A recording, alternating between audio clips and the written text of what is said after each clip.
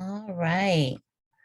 Good afternoon and good evening, everyone. My name is Kalisha Davis, and I am the CS Equity Curriculum Project Director at Cape Coral Center. And it's my sincere honor and pleasure to welcome all of you here today for the first webinar in this new 5-part series, examining each one of the core components detailed in the Culturally Responsive Sustaining Computer Science Framework released by Cape Coral Center in June 2021. Now, as many of you know, Cape Coral Center is a national organization headquartered in Oakland, California, dedicated to removing barriers in STEM education and tech careers for Black, Latinx, Native American, and other historically marginalized communities. Next slide, please.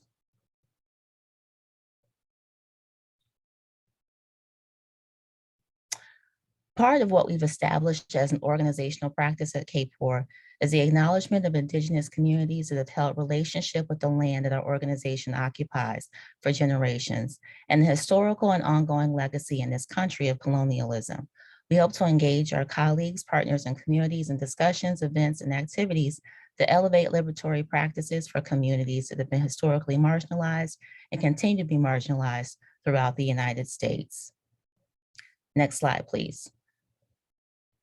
With that said, this webinar is a virtual convening created to inform the Equitable Computer Science Curriculum Initiative, a national endeavor launched in 2020 designed to cultivate meaningful approaches to creating more culturally responsive, asset-based, and sustainable practices in K-12 computer science education. Next slide, please. Tonight's presentation will cover the following. In just a moment, I'll share a brief overview of the CRCS framework to offer some context. My colleague, Shana V. White, will set the tone for our discussion with introductory remarks. For our panel, we're excited to connect to two very special guests who have inspired, guided, and informed this work that we've been fortunate enough to develop over the past year. We'll save some time for questions for our audience, and then finally, we'll share a few words about our next event before we say goodbye.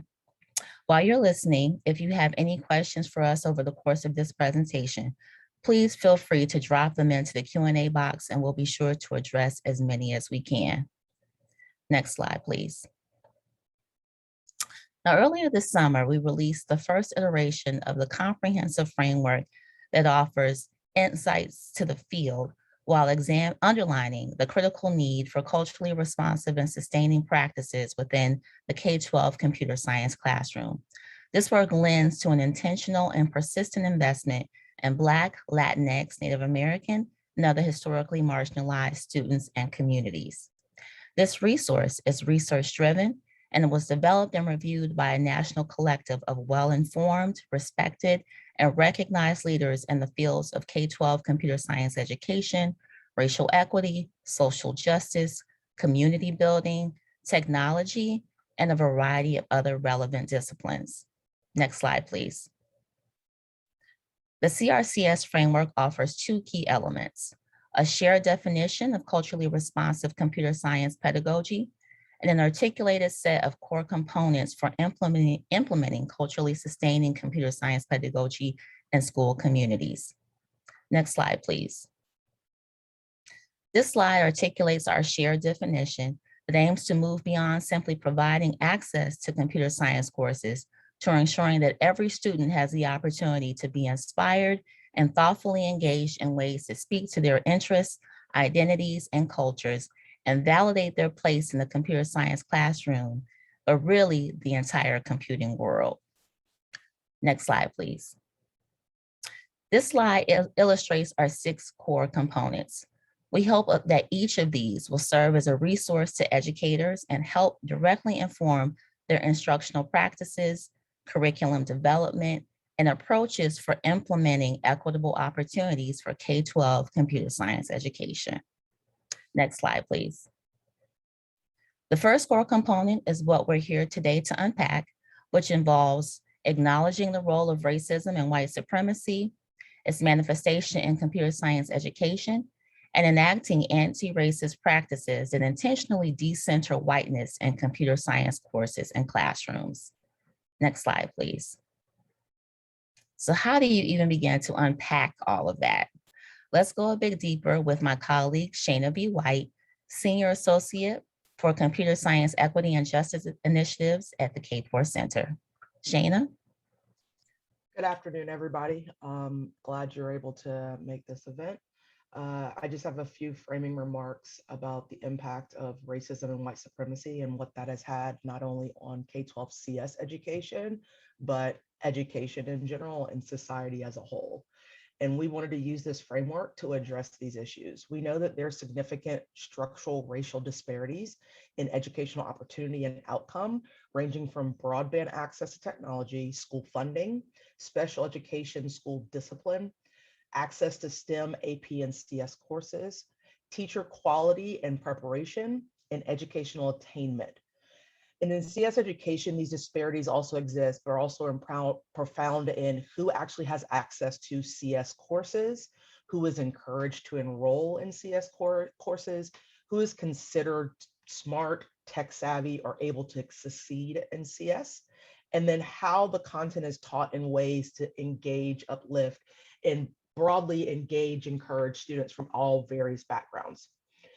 And even more broadly, technological innovation has not been neutral. It has contributed to widening inequality, disproportionate displacement of workers of color, and racial disparities in impacts of products. For example, an algorithmic bias with jobs, receiving home loans, and also sentencing by our prison system. As we developed this framework, we were intentional with the definition in core practice number 1 to really articulate why disparities exist. You can't address a disparity until you name that disparity.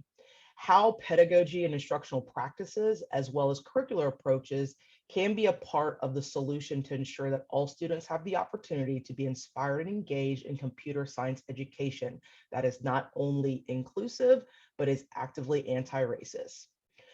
We are also intentional in the utilization of existing scholarship from leading researchers and practitioners in the field, people such as Gloria Ladson-Billings, Dr. Zaretta Hammond, James Banks, as well as many others. And 2 of our panelists were also key people that we used and used their work and their scholarship to develop this entire framework, and especially core practice 1. And so with that, I think I turn it back over to Kalisha, and I think y'all get to hear some really awesome stuff from our panelists. Wonderful. Thank you, Shana, for providing that really important context around why we developed this framework and why we decided to start with this core component in this way. So let's get to this amazing panel. Allow me to quickly introduce our 2 guests. So first is Christy Crawford. Christy is a director of culturally responsive sustaining education for New York City's Computer Science for All initiative, an effort that builds culturally responsive sustaining education into CS for All's core programming. Her team works collaboratively with academic experts and educators exploring equity principles and directly applying a culturally responsive education in computer science. Ms. Crawford herself is an experienced educator, having taught K-8 classes in Harlem and the Bronx for more than a decade. And prior to teaching, Crawford was a television producer for several networks. She uses her experiences in education and media to foster equity by all means necessary. Welcome to you, Christy. Thank you. You're welcome. Next is Dr. Kimberly Scott. Dr. Scott is Professor of Women and Gender Studies in the School of Social Transformation at Arizona State University and the founding executive director of ASU's Center for Gender Equity and Science and Technology. The center is a one-of-a-kind research unit focused on exploring, identifying, and creating innovative scholarships around underrepresented women and girls in STEM. Scott was named in 2014 as a White House Champion of Change for STEM Access. And since 2018, Scott has been a member of the National Science Foundation's STEM Education Advisory Panel, created to encourage scientific and technological innovations in education, and assembled in consultation with the U.S. Department of Education, NASA, and the National Oceanic and Atmospheric Administration. The center's projects include the National Science Foundation funded CompuGirls, the U.S. Department of Education funded CompuPower, the Gates funded project on African American families and technology use, and the National Science Foundation funded culturally responsive co-robotics program. There is so much more that I could share, but hopefully this will offer our audience an indication of exactly how accomplished Dr. Scott is and how she has shaped and informed the CS education STEM fields.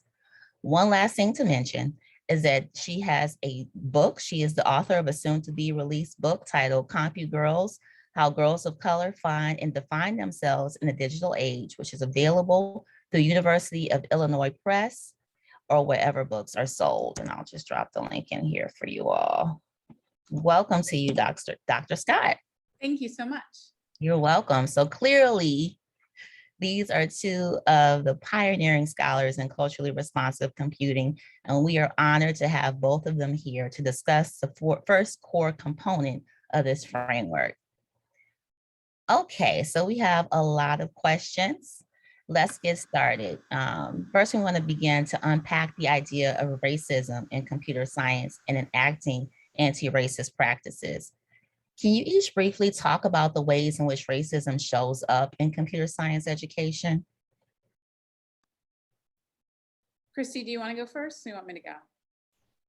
Sure, I'm fine. And I think Shana opened up with so much of exactly what we're talking about today. But funding, there's no question about it. Disproportionality of who is in certain classes. And then silence is what I often see. We're in the mode where folks don't want to talk about identity or criticality or joy, as Goldie Muhammad would say, in PD or curriculum, but that silence maintains the status quo. But we're still on policies and practices, things that disproportionately affect Brown and Black children. So children who are pulled from a CS class for special ed rather than having options to push them in. Who's in AP computer science classes, who we invite in. We could go on, but why I'm so happy to see the words white supremacy and computer science in the same paragraph is so that we can talk about how insidious racism and white supremacy is and draw a clear line between these items. Yeah, I agree with you wholeheartedly. The pervasiveness of these constructs unfortunately allows us to maintain their existence. And so I want to take a step backwards in thinking about this question, and my answers resonate with exactly what Christy and Shana have said, but say first that I believe, and we don't talk about this, I think, sufficiently enough, is that race is not synonymous with racism. I mean, you can conduct a racial analysis, but avoid exploring or examining racism. Take, for example, the fact that from 2016 to about 2021, only 77 Native American girls took the advanced placement computer science. Only 3,477 African American girls took the AP computer science, and only 8,000 or so Latinx girls. And these numbers, while they're incredibly important, those are good examples of a racial analysis, but they don't explain, as Shana already said, the access issues to AP, the lack of teacher support to even offer the AP courses, more or less give the exam. That and exploring why those structures are not in place, particularly in areas that are disproportionately housed by our daughters and sons, that's racism. A second point is if we look at racism as a dimension of violence or violence as a dimension of racism. And I think to Patricia Hill Collins' 2019 book, which I encourage everyone to get a reading club to do, but she says how conceptualizing violence as a saturated site of intersecting power relations is necessary for transforming the system, because violence, as well as racism, concerns a power of domination. And then the third point is white supremacy. As Christy said, I too am impressed that we're putting white supremacy with the words computer science. And if we look at dismantling racism, there's a great online resource as well as workbook. And it reminds us that white supremacy, we need to look at white supremacy cultures because all of us live in white supremacy cultures that illustrate certain characteristics that I won't go into. But I think the important point before going on to the next question is people of color and white people can show up in any organization, any group, whether it's white-led or people of color-led, and still maintain a white supremacy culture. I'll stop there. There's so much there. Thank you for that. Thank you both. Appreciate what you said there. So let's talk about the current context that we're in and the backlash and controversy around these related topics, having conversations about racism in the first place. To date, 28 states have restricted education on racism, bias, the contributions of specific racial and ethnic groups to US history, or related topics. Christy, how does this impact how educators teach and what they teach their students in the coming year and beyond? Sure, I think folks are afraid and will out and out ask, what is critical race theory? So when we are doing courses, we have to stop and have a Q&A about what is critical race theory? Are we teaching babies law school theories? We have to make it clear. And then on top of that, we have to stop and say, here's the New York State Culturally Responsive Education Framework. Here is the KPOR Center framework. This is the muscle behind you. You are not by yourself. So folks are already imagining, I'm teaching this lesson, I'm doing this work, I'm doing this project, and are they going to come after me next? So when we are turning all of a sudden, when folks didn't think of teaching as political and teachers are afraid they're going to be used as pawns, of course, it's incredibly problematic. I can imagine how difficult and scary this might be for educators who really just want to support their students and provide them with the best education that they possibly can. Dr. Scott, what opportunities does the CRCS framework potentially offer to school communities that are considering this divisive political climate? You know, having been a classroom teacher, and I taught in what was then called a special needs district, I understand, to Christy's point, the pressure that many of our teachers feel. We're being consistently criticized as well as surveyed in terms of what are we doing wrong. But I think that the CRCS framework provides an opportunity for us as a nation to really engage in anti-racist education. And looking at, in particular, Ibram Kendi's How to Be an Anti-Racist. So what I mean by anti-racist education is not simply assimilationist approach. You know, a lot of times with digital equity programs or with frameworks, we assume an assimilationist approach. We say, all right, these kids, they don't have X, Y, and Z. They don't have the technological acuity. They don't have the resources. They don't have the parental support or the community resources. So we're going to have to upskill them. That's a deficit approach, and that's an assimilationist approach because it's still centering a certain series of norms, right? And then we have the segregationist approach. We don't see that too much, but it's still worth thinking about. And that's when we say a group is inherently deficient. And so the best we can do is really segregate them into either one area or one discipline or one type of job.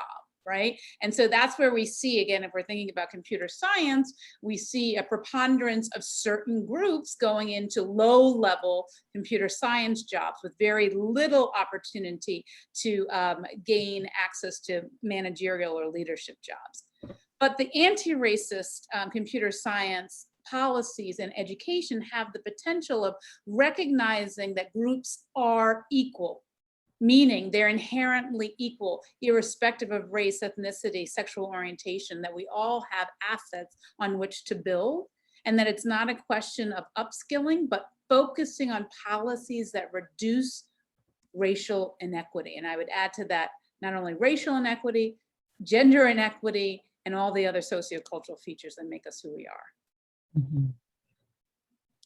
Appreciate that. And I think that's part of the reason why we focused on this particular issue in this first component, because once you begin to unpack racism and those types of inequities, you can address a number of inequities and support a variety of different groups of people.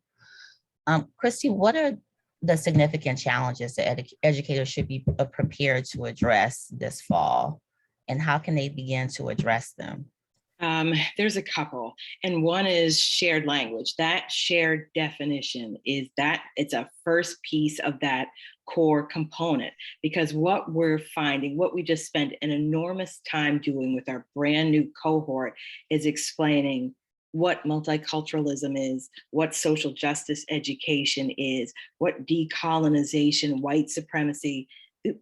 Folks don't talk about we're American, right? Folks don't talk about race in politics. So misunderstandings are what end up tripping up our teachers constantly. We need to make sure that, you know what, our football team, we all understand that anti-racist means policies and practices and moving on it, not putting up cute posters, even though I love the posters, but where's the action? And once we get into that shared language, we really talk about avoiding superficial equity. So I love Jamila Dugan's article about equity traps and tropes. There's so many. I really wish that everybody who is on this call would make sure they take a look at it if they have not already. But things like, I have an equity team, my equity team, are you kidding me? It should be embedded in everything. Or, right, we're all about equity, but I don't see the money, I don't see the time. You really need to look at the percentage of time that's being spent on that work in your building, and especially looking at what's the long-term goal. Your CS team needs to come together. What's going to happen in September, then November, then January? What's your end goal, your 2-year, your 5-year plan, so that it doesn't become this cute, popular thing, but you've got a real goal that you're moving forward together.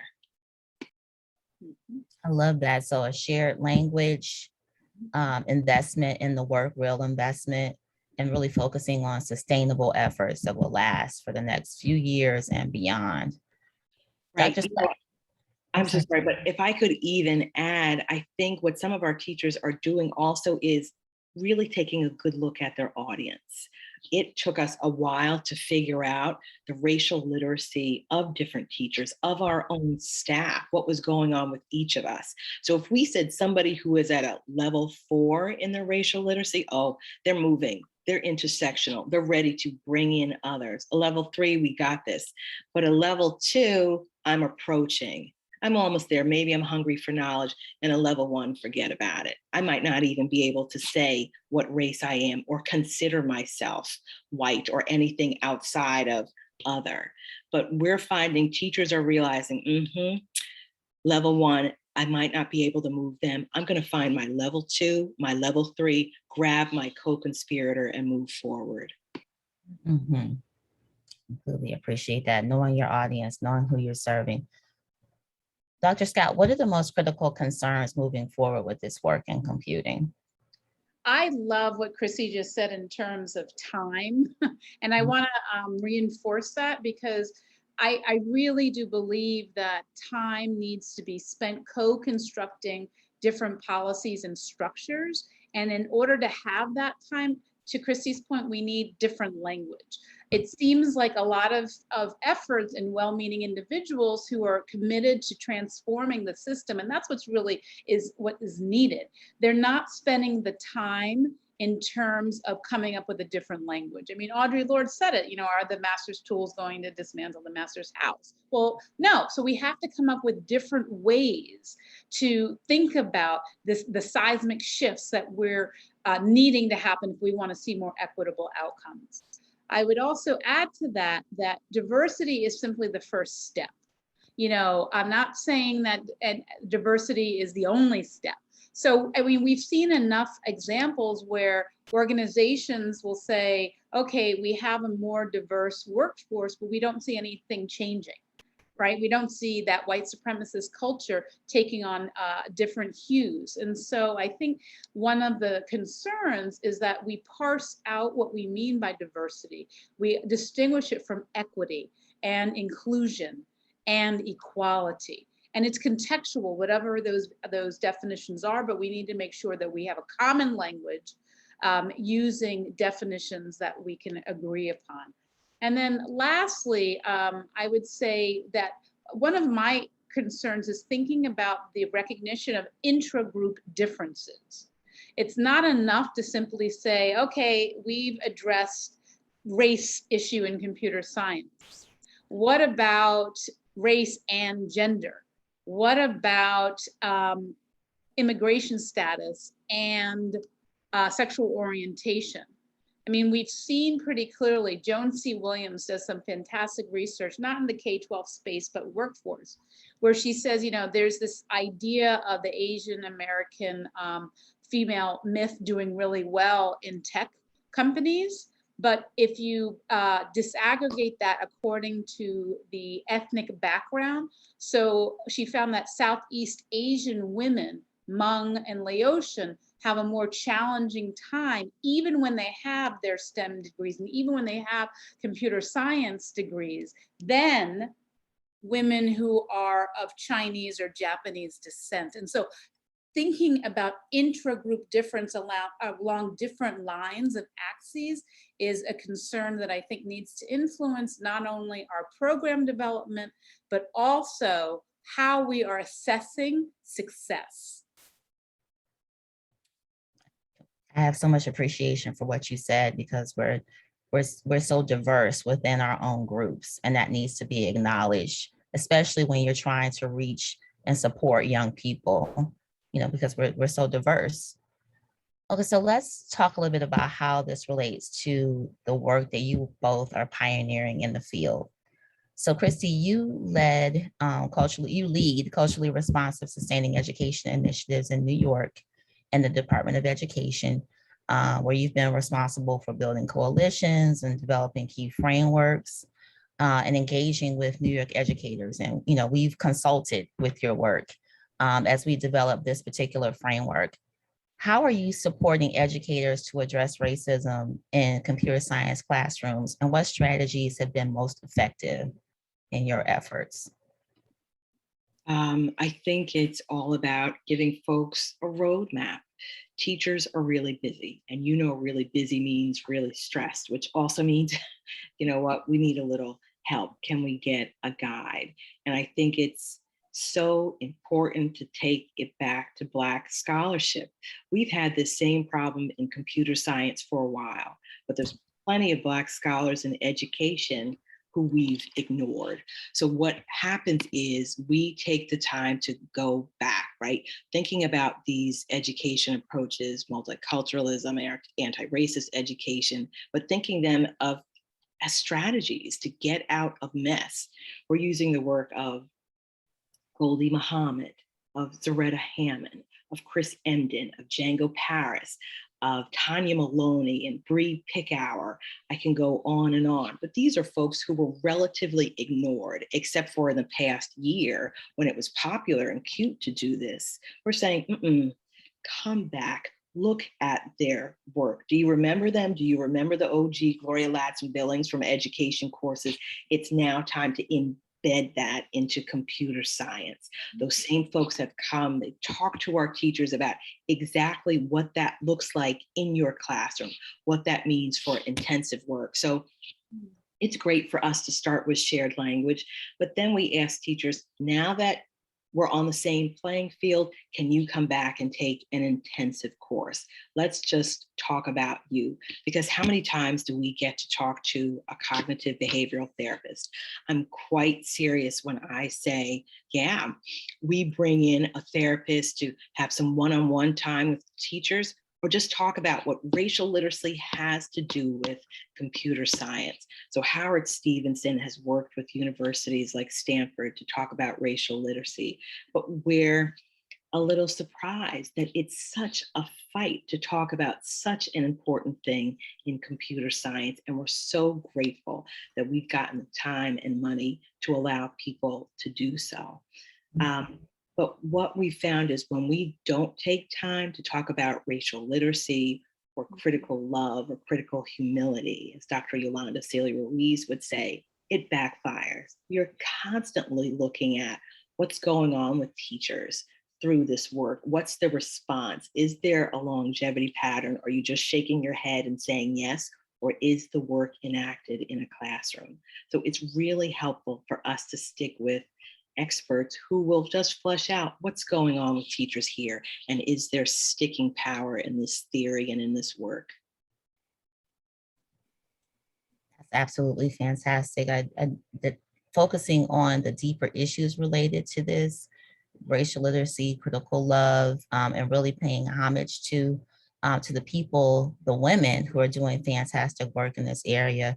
Dr. Muhammad, Zaretta Hammond, Bettina Love, Gloria Latson Billings, who's the godmother of this work, and really recognizing what they've contributed. It's so interesting that they have been overlooked for such a long time. And I'm glad that they are beginning to receive the roses that they deserve, and folks are paying attention and listening to what they've contributed. Is there anything to say about the types of discussions that educators and students have, especially after they begin to peel back the layers around this, Christy? I think a lot of it is the guilt has got to go. We spend so much time with educators who get stuck. And frankly, we need you to get out of your own head and to move on to action. This is what stumps us constantly. And we're playing the sociology game to help people talk about CS and race. But what we're so happy to see is that children are feeling a sense of power, that, you know what? If the teacher's thinking, oh my gosh, I had 25 different personalities in my classroom, and now I have to work through 25 identity sets, or 75 once you start talking about intersectionality. And we're saying, no, are you kidding me? Families are there. Use them as your cultural experts. Use the child as your cultural interpreter.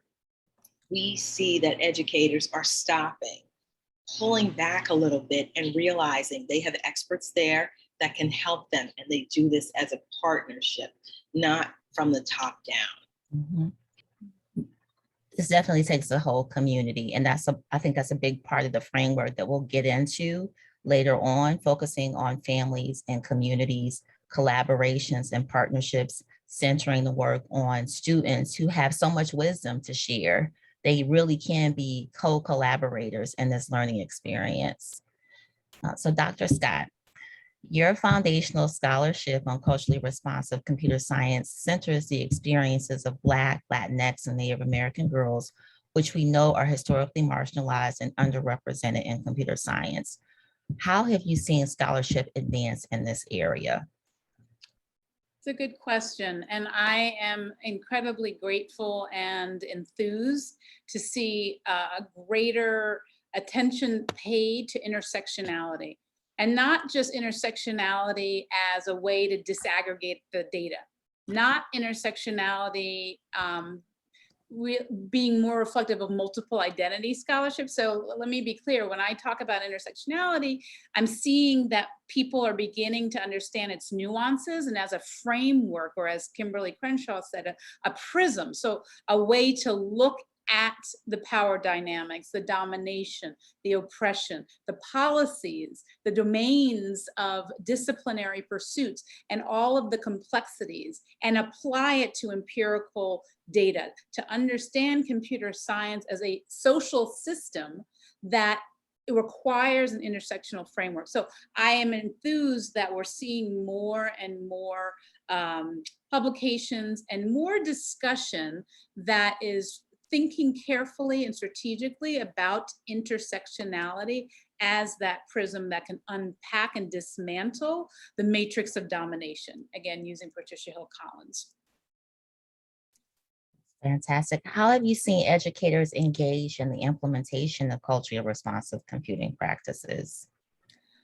I've started to see, and this is mainly in the higher ed arena, which is where I spend the vast majority of my time. I'm starting to see more culturally responsive collaborations. And what I mean by that is there's a lot of attention to cultural, and well, there should be in culturally responsive pedagogy, culturally responsive and culturally sustaining practices. But culturally responsive collaborations, I think, requires equal attention. What I mean by that is, at least in higher ed, we're starting to see individuals from different disciplines come together as a coalition in a culturally responsive way to address the issues of inequity and inequality in computer science. Clearly, it's not working if the computer scientists alone are trying to address these problems, because we still see the deplorable data, and we still see, in some cases, a decline of certain groups, in particular African Americans, who tend to be the least likely to go into technology. Not because we aren't getting the degrees, but because of the hostile and the structural barriers that are precluding us from saying, I want to be in this arena. So we're starting to see where all of a sudden some computer scientists are having meaningful conversations with those of us in social science, as well as historians, as well as economists, as well as bioinformatics, coming together to truly say, we can't do this alone. We need to have a coalition, and we need to think very carefully by using culturally responsive practices such as reflection, such as asset building, such as connectedness, in order to change the system. Fantastic. So working better and going further together, working in collaboration with one another really can make the difference for educators. Mm-hmm. Yes. Okay, so thank you. So we're going to move on to the next set of questions, and they're open to either of you, but let's talk a little bit about achieving equity in computer science and broadening participation. We know that you're well aware that these discussions are not new. And the first question around this is, what are the most important lessons that you've learned in recent years about making culturally responsive practices in education real and sustainable? It's a lot. I think one of the most damning things that happened to us was a newspaper reporter showed up when we were doing, and actually Dr. Yolanda Steele-Ruiz was there to usher in this culturally responsive and sustaining work. And what that reporter did was cover the initial reaction that our participants had to the work. It was horrific. And we're not remembering what sociologists would say when you bring up white supremacy, when you bring up racism, exactly how folks are going to act. James Baldwin would say, we know historically how people are going to act. But if your funding is dependent upon initial responses, that exit survey, you're in trouble. You could push them away, but really, get people to look at the sociological response to these topics. Otherwise, your funding could dry up incredibly quickly. This is something that takes time. We got into a 400-year problem, and we're not going to get out of this quickly at all. Time is my biggest issue, and how others understand the time that we need to make this real. I can certainly appreciate that, because that's how you're allowed to go deeper, that long-term approach to be able to address these issues. Dr. Scott, what are the opportunities and the challenges that you see for scaling culturally responsive computer science teaching? I think that there's lots of opportunities, but I think, let's be real, let's be transparent. It's hard and underappreciated work at all levels. And it's oftentimes intangible.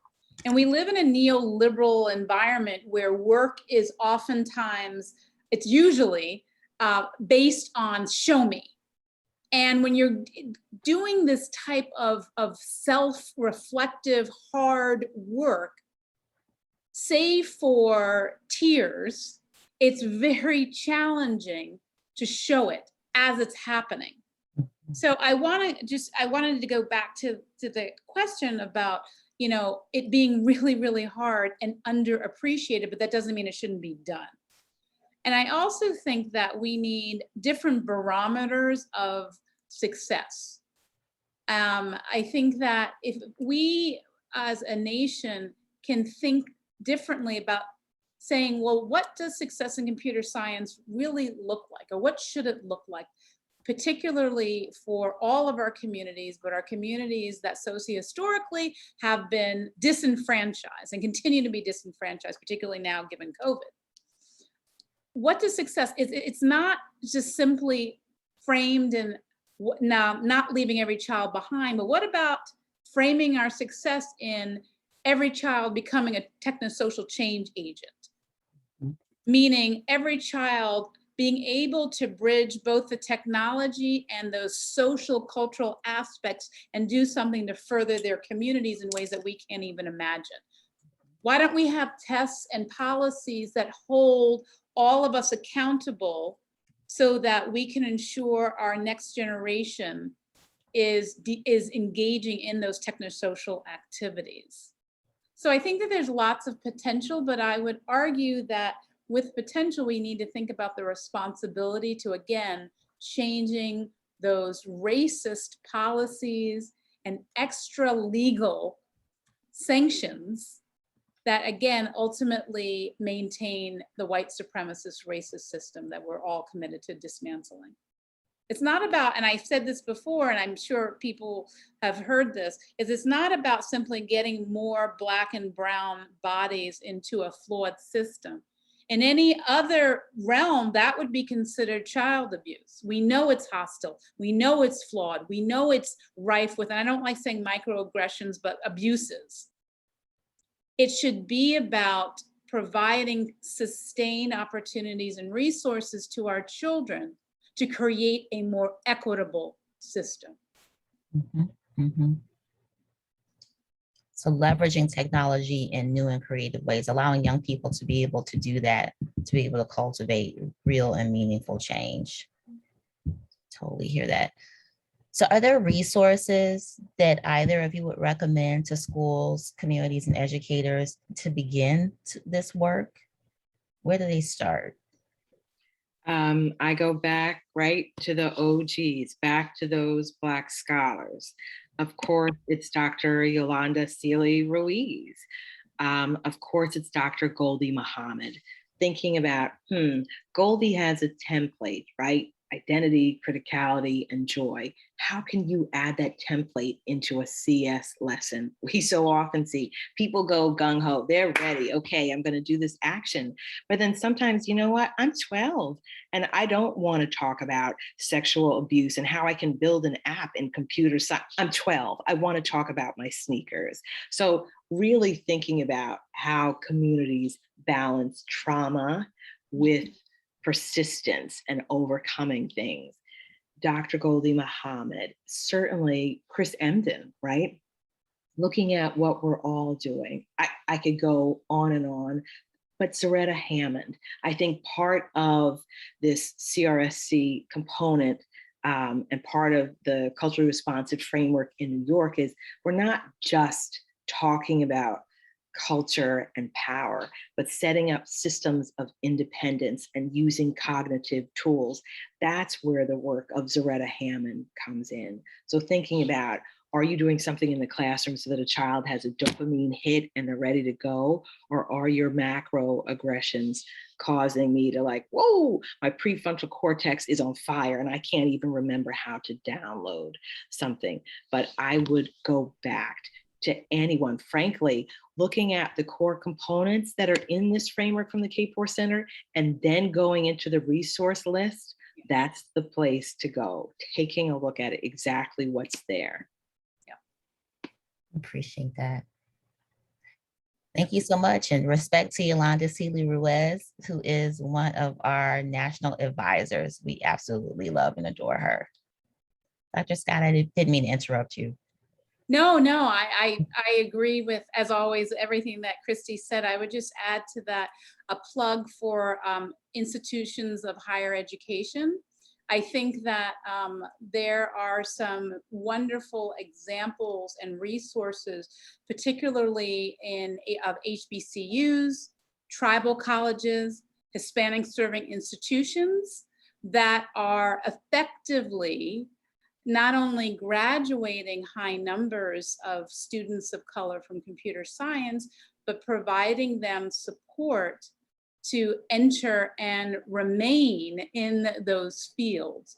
And so I would hope that for the K-12 community, that there would be opportunities to collaborate with these institutions who not only have scholars, who have a long history of doing this type of work, but also have models that with obvious adaptation may be able to be used in some form or fashion in the K-12. Mhm. Ask the people who know.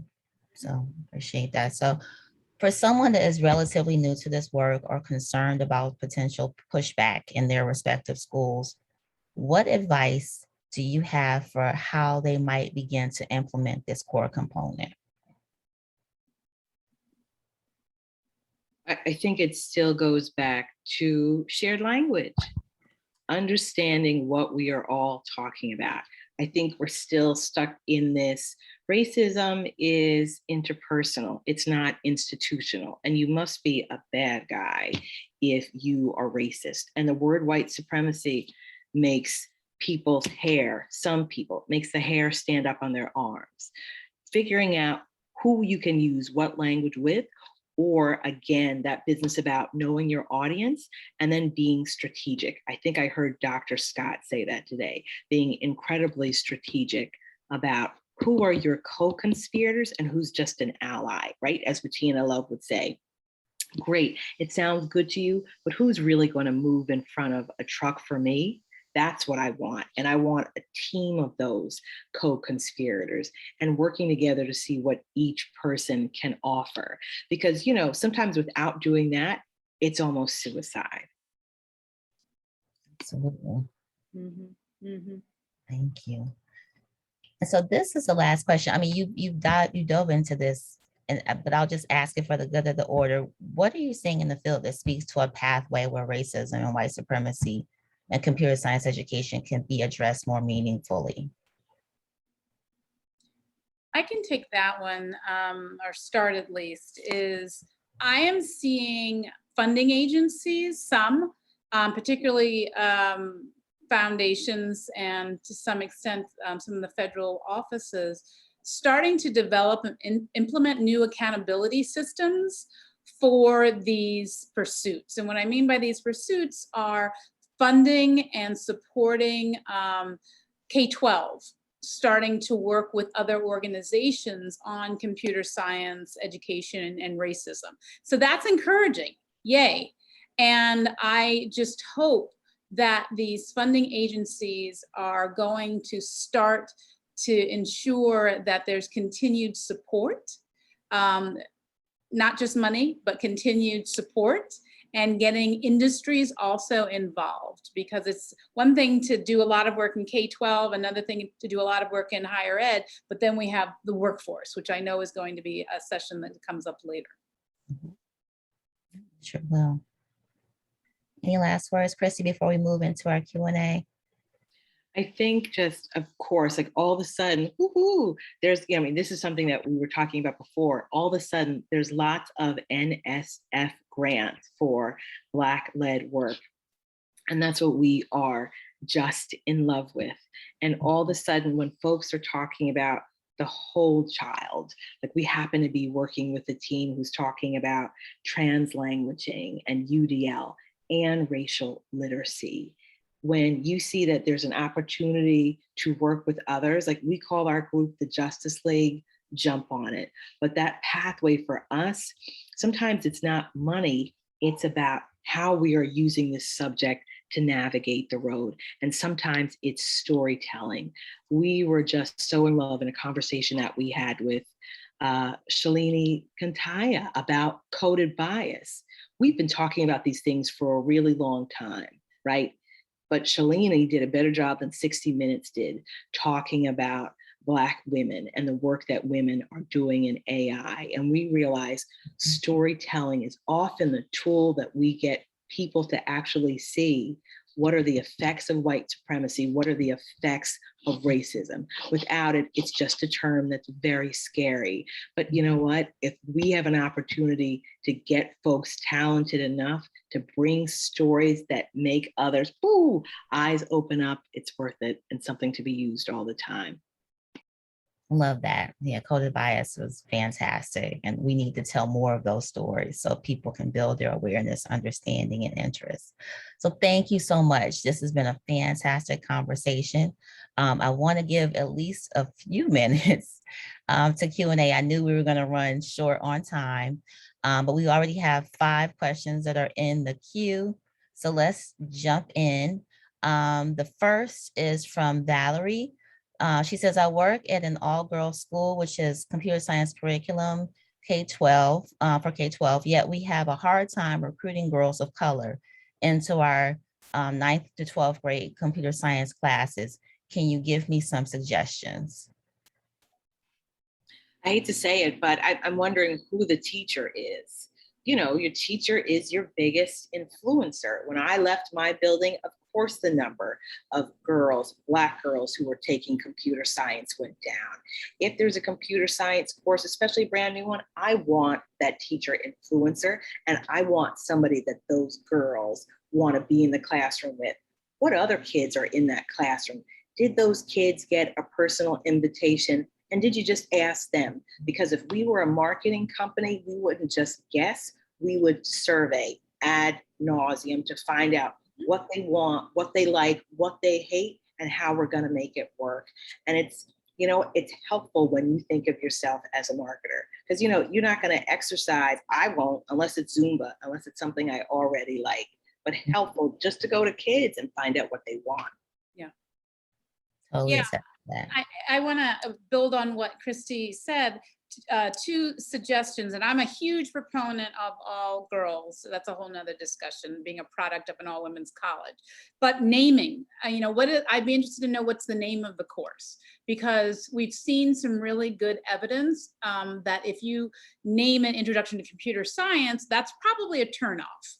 But if you can link the name and accurately and authentically link it to something that's going on in the curriculum, it's culturally responsive, you're probably going to attract more diversity. The other thing is parents. I'd be interested to know, how are you engaging parents and other community leaders from the girls' communities? I have found it incredibly important to not engage in what I've talked about as the Charlie Brown syndrome, particularly with students of color. Remember, Charlie Brown parents were always in the background and you barely saw, you didn't see them. They were that noise. We do that particularly with our communities of color. Get the parents, get the community involved, let them know what the class is once it potentially is renamed, and you may see an uptick. Appreciate that, Dr. Scott. And yes, it was. Yeah. Anyway, BT has the next question. BT is actually one of our national advisors as well from CSTA. He says, Christy, I heard you refer to specific levels, example level 4 related to teacher ability. Can you share more about this? Where do these come from? Or are they documented? How do you or individual teachers use these? So this is just something that we were working on with Dr. Lloyd Talley. It's certainly not documented. Dr. Lloyd Talley works with Dr. Howard Stevenson, who wrote a book about how to talk about racial literacy. So what we found is just teachers, like any other sort of person, fell into some sort of category. Is this easy to say that? Are people going to move out of categories?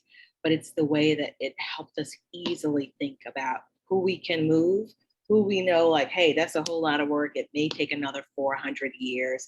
And who was ready to, if they were talking about race, then also talk about gender identity and sexual orientation, and also talk about neurodiversity. And also, we noticed that we had to move slow depending, or fast, depending on who our audience was. So BT, yeah, I wish it was something like, it smells like an NSF grant to me. Thank you for that. So Shayna just took care of a couple questions for me. Thank you, colleague. We have a question from Mary. She says, Dr. Scott, I love how you describe that neoliberal show me mentality. Showing success in this space is complex, yet so many political, corporate, administrative leaders look for those easy metrics to show they're doing it right. What examples have you seen of folks pushing leaders to rethink microaggressive metrics of success? That's a great question. And I'll be honest, I haven't seen a huge number of examples. And I've seen examples in other countries that have obviously much different dynamics, but they've proven to be interesting. So for instance, in my center, we do work in Ireland. And that's one of the most interesting places given the new Irish. And I learned you don't call the new Irish Black Irish. That's a whole nother meaning. But nevertheless, there's been a considerable amount of time from the government to invest attention, to Christy's point, and language into what does intersectionality mean? What does microaggression mean within our context? We don't even have a term for new Irish. There's nothing, as I said, there's no Black Irish. And so just seeing how that's evolving is really fascinating, because it leads to discussions of, well, are we engaged in microaggressions? The quick answer is yes, but a better answer is how, and what is occurring and being maintained in our policies and procedures to ensure that we want to no longer continue this. I just want to say lastly, is a lot of times, and I've seen this done, is we'll say, okay, if we're talking about race and gender, or race and any other unit of analysis, we've done intersectionality. And I want to say that's not the case. If we talk about how the meaning of race and how certain policies provide hierarchy of race and then reinforce domination and subjugation, and then we look at how that power is played out when we intersect race with other units, that's intersectionality. And that's where we need to start paying much more attention and applying it to the computer science education. Fantastic. Well, I could literally sit here with you both for another hour, which we do not have because we've made our way to the end of this hour, but we certainly appreciate all the wisdom that you have shared. This has just been really amazing. I knew it was going to fly by. Thank you both so much for sharing your passion for this work and for your wisdom. It certainly has been a pleasure, just speaking for myself, to be in this virtual space with you. So thank you all so much for joining us. This is a preview in which we will unpack the second core component in our framework, which examines inclusive classrooms. So please stay tuned for more information that will be coming your way very soon. And lastly, next slide, please. As always, please stay connected with our team and share your insights and perspectives. We will make sure that we get information out to you as far as resources that were shared this evening. Certainly take a look at our framework and the resources that were listed. We've touched on quite a few of them, but we also just encourage you to do additional research, and we'll share more information with you in our follow-up email. So thank you all so much again for being here. We look forward to seeing you again next time, and take good care of yourselves in between. Have a good evening.